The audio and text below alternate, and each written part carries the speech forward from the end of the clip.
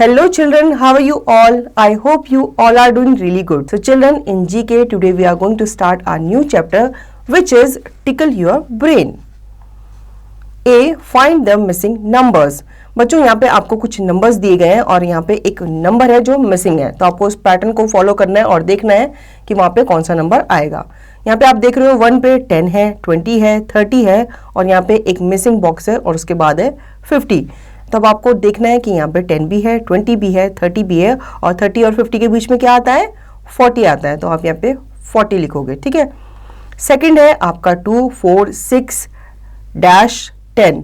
अब यहाँ पे आप देखोगे ध्यान से तो किसका टेबल चल रहा है, 2 का टेबल चल रहा है। 2 1 जा 2, 2 2 जा 4, 2 3 जा 6, फिर यहाँ पे क्या आएगा 2 4 जा 8, तो आप यहाँ पे 8 लिखोगे, फिर उसके बाद 2 5 जा 10। तो बच्चों थर्ड फिगर हम देख लेते हैं। थर्ड में आपको नंबर्स दिए गए हैं 1 5, फिर 2 10, 3 15 और यहाँ पे लास्ट में आपको डैश दिया गया है, इसको आपको फिल करना है।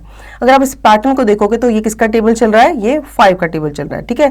5 1 जा 5 होता है, 5 2 जा 10 होता है और 5 3 जा क्या होता है, 15 होता है। ठीक है। तो यहाँ पे आप 5 4 जा क्या होता है, 20 होता है ना, तो आप यहाँ पे 4 लिखोगे और 20 लिख के इस पैटर्न को कंप्लीट करोगे। Fourth 3 6 dash 12 16। अब यहाँ पे किसका टेबल चल रहा है, 3 का टेबल चल रहा है, तो आप यहाँ पे क्या लिखोगे, 3 1 जा 3 तो लिखा हुआ है, 3 2 जा 6, 3 3 जा 9, तो आप यहाँ पे 9 लिखोगे। तो बच्चों फिफ्थ फिगर देख लेते हैं। यहाँ पे 1 3 दिया गया है, ठीक है, 2 4 दिया गया है, डैश डैश और फिर 4 6 दिया गया है। अब आप इस पैटर्न को फॉलो करोगे तो आप देख रहे हो 1 के बाद 2 को मिस करके 1 के साथ क्या लिखा है, 3 लिखा है। ठीक है। इस तरह से 2 के बाद 3 को मिस किया है, 2 के साथ क्या लिखा है, 4 लिखा है। इसी तरह से आप थर्ड फिगर में क्या लिखोगे, 3 लिखोगे और 4 को मिस करके उसके साथ क्या लिखोगे, 5 लिखोगे और इस तरह से ये पैटर्न क्या हो जाएगा, कंप्लीट हो जाएगा। ठीक है। बी पार्ट देख लेते हैं। Tick the figures that complete the series. अब यहाँ पे कुछ सीरीज आपको दी गई है, आपको क्या करना है, उनको कंप्लीट करना है। किससे, जो ऑप्शन आपको दिया गया है उस ऑप्शन में से एक ऑप्शन को चूज करके। बच्चों फर्स्ट फिगर देख लेते हैं। यहाँ पे आपको 3 पैटर्न दिए गए हैं। ठीक है। आपको अब जो उसका लास्ट का पैटर्न है, नेक्स्ट पैटर्न क्या होगा, वो आपको जो ऑप्शन दिए गए उसमें से चूज करना है। अब आप यहाँ पे एरोज को ध्यान से देखो, एरोज किस साइड डायरेक्शन में जा रहे हैं, कोई नीचे जा रहा है, कोई लेफ्ट जा रहा है और कोई अप साइड जा रहा है। ठीक है। तो इसका करेक्ट ऑप्शन है बी।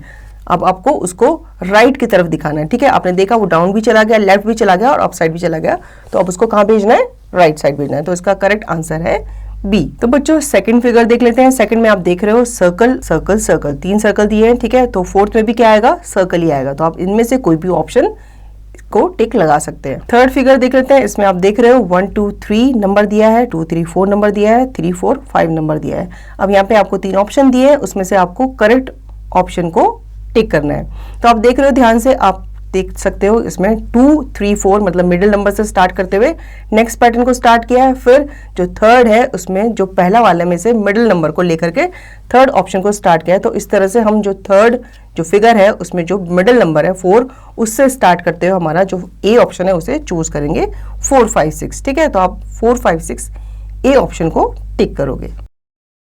नेक्स्ट है फोर्थ में आप देख रहे हो एक ट्रायंगल बना हुआ है, एक स्क्वायर बना हुआ है और एक पेंटागन बना हुआ है। ठीक है। अब आप देख रहे हो ध्यान से, जो फोर्थ का जो फर्स्ट फिगर है, एक क्या है, ट्रायंगल है। ट्रायंगल में कितने साइड्स होते हैं बच्चों, 3 साइड्स होते हैं। और एक स्क्वायर में कितने साइड्स होते हैं, 4 साइड्स होते हैं। और एक पेंटागन में कितने साइड्स होते हैं, 5 साइड्स होते हैं। तो अब आपको 3 4 5, अब आपको ऐसा फिगर लेना है इनमें से जिसकी कितने साइड्स होते हैं, 6 साइड्स होती हैं। और 6 साइड किसकी है, ऑप्शन ए की। ठीक है। इसे हम हेक्सागन कहते हैं, तो आप इसे टिक लगाओगे।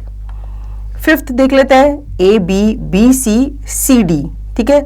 अब इसका करेक्ट ऑप्शन क्या है आपके हिसाब से, आपने देखा ध्यान से, ए बी लिखा है, फिर बी को लेकर के बी सी बनाया, फिर बी के साथ सी को लेकर के सी और डी बनाया, तो इसका ऑप्शन होगा डी ई, बी ऑप्शन इसका होगा। तो आप बी पे टिक लगाओगे। इस तरह से आपका ये पैटर्न कंप्लीट हो जाएगा और आपका चैप्टर भी कंप्लीट हो जाएगा। तो बच्चों आई होप आपको ये चैप्टर अच्छे से समझ में आया होगा। अब इसका रिवीजन आप खुद से करेंगे।